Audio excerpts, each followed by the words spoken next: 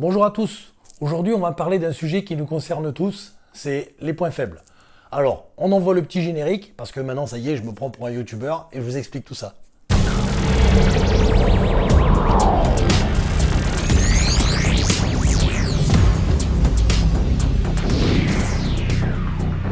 Alors, en musculation, comme vous le savez tous, on est concerné par la même chose, c'est les points faibles. On en a tous. Faut pas se leurrer, ça fait partie de notre sport, malheureusement.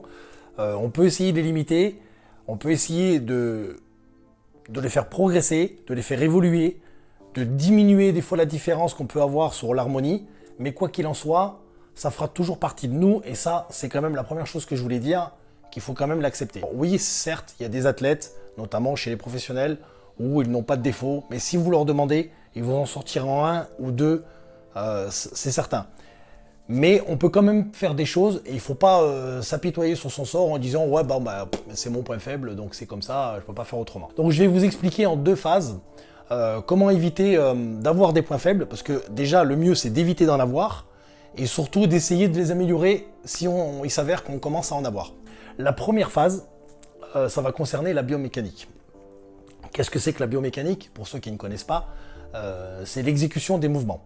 L'exécution de vos mouvements doit être parfaite, et je dis bien parfaite, et en pleine amplitude. Je m'explique. Un muscle doit être étiré pour travailler et pour congestionner, pour amener un maximum de sang dedans. Donc, lorsque vous faites un mouvement, ne faites pas des répétitions partielles ou des demi-répétitions parce que ça ne fonctionne pas. Ce qu'il faut faire, ce sont des répétitions complètes. Je m'explique. Il faut une pleine amplitude de mouvement. Vous voyez, si vous travaillez votre biceps et que vous faites juste ce mouvement-là, votre biceps il va travailler sur cette partie-là et alors vous avez l'impression qu'il congestionne, mais non, il faut travailler vraiment en pleine amplitude. Les squats, il faut descendre complètement. Enfin, les pectoraux, il faut bien gonfler son torse quand on le travaille. Donc vérifiez vraiment votre biomécanique parce que c'est ça qui fait souvent que vous avez un défaut. On voit souvent un peu toujours les mêmes défauts chez les gens, c'est ou les bras, ou les pecs, ou souvent les arrières d'épaules. Et je peux vous garantir, moi qui suis entraîneur quand même depuis très très longtemps, j'ai coaché quand même énormément de monde, et je m'aperçois souvent que la première raison des points faibles, c'est juste une mauvaise exécution. Vous prenez les gens dans les salles, 8 personnes sur 10 n'ont pas d'arrière d'épaule, et quand vous les voyez faire, vous comprenez de suite parce que le mouvement il est très mal exécuté, ou voire pas fait du tout. Et souvent, les gens pensent bien le faire, mais c'est pas le cas. Et pourquoi ils pensent bien le faire et que c'est pas le cas? Parce que souvent, on manque de concentration, on manque, ce qu'on dit nous dans le jargon, c'est d'isoler son muscle. Donc il faut bien, quand vous travaillez à votre muscle, pensez à bien l'isoler, à bien le congestionner, à bien amener un maximum de sang. Vous le voyez bien quand vous travaillez à un point fort, généralement ce sont des muscles qui congestionnent relativement facilement, même si vous n'êtes pas très concentré. Et bien pensez que quand vous allez faire votre point faible, ce muscle-là ne va pas réagir de la même manière, mais cherchez à avoir la même congestion musculaire que vous avez sur votre point faible que sur votre point fort. Si déjà vous faites ça, vous verrez que votre muscle va réagir et il va bouger. Ça, c'est la première des choses, donc pensez à faire une bonne amplitude sur votre biomécanique. Deuxième point. Le deuxième point, ça va être sur l'entraînement. Essayez de cycler vos entraînements de façon à ce que, souvent, généralement, dans les trainings, on fait un groupe musculaire par semaine. Tout dépend des objectifs qu'on a. Mais si on veut progresser et le faire évoluer, et qu'on a un muscle qui ne réagit pas assez, une séance ne suffira pas. Alors qu'est-ce qu'on va faire? On va rajouter une deuxième séance. Vous avez souvent entendu parler de rappel. Je vais faire un rappel, j'ai fait les épaules mardi, je vais les refaire vendredi, je vais faire 5 séries d'élévation latérale. Comme ça va les bouger. Non, ça suffira pas en fait. Donc les rappels, c'est quelque chose qui ne fonctionne pas. Si vous faites vos épaules correctement le mardi en faisant suffisamment de séries et que le vendredi vous rajoutez 4-5 séries, franchement, c'est pas ces 5 séries-là qui vont vous faire rattraper votre défaut sur les épaules. Si vous décidez de cycler un muscle une deuxième fois dans la semaine, faites-le entièrement. Ne faites pas les choses à moitié. On le dit toujours dans la vie de tous les jours, il ne faut pas faire les choses à moitié. Donc c'est pareil, pourquoi faire un muscle à moitié? Faites-le entièrement, utilisez une technique différente du premier cycle que vous avez fait, de façon à ce que le muscle ne s'habitue pas, qu'il soit choqué et que vous travaillez d'autres fibres. Par contre, attention, je dis bien attention, quand vous cyclez un muscle une deuxième fois dans la semaine, vous allez limiter la récupération de ce muscle-là. Et vous savez que pour fabriquer du muscle, il faut énormément de repos. Donc, vous avez tendance à vous dire, mais attends, qu'est-ce qu'il dit là? Parce qu'il me dit de le faire 2 fois, mais après on nous dit qu'il faut qu'il récupère 4-5 jours. Donc, faites en sorte qu'il y ait à peu près 2-3 jours déjà entre la deuxième séance et la première. Et ne faites pas ça toute l'année, ça ne fonctionnera pas.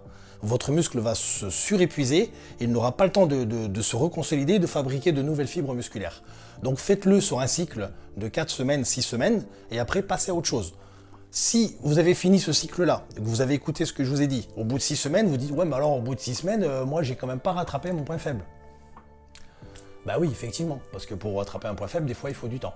Donc, sortez-vous des nouvelles techniques d'entraînement quand vous allez repartir sur un cycle normal et soyez inventifs. Rajoutez des séries longues avant vos exercices, rajoutez les mêmes séries longues après vos exercices, de façon à amener un maximum de sang dans votre muscle. Ce sont des techniques qui marchent bien et n'ayez pas peur de changer vos habitudes. De toute façon, il faut se dire une chose, c'est que un point faible, si vous l'avez, c'est que ce que vous avez fait en fait ne fonctionne pas. Donc si ça ne fonctionne pas, bah, il faut faire quelque chose qui sort du commun.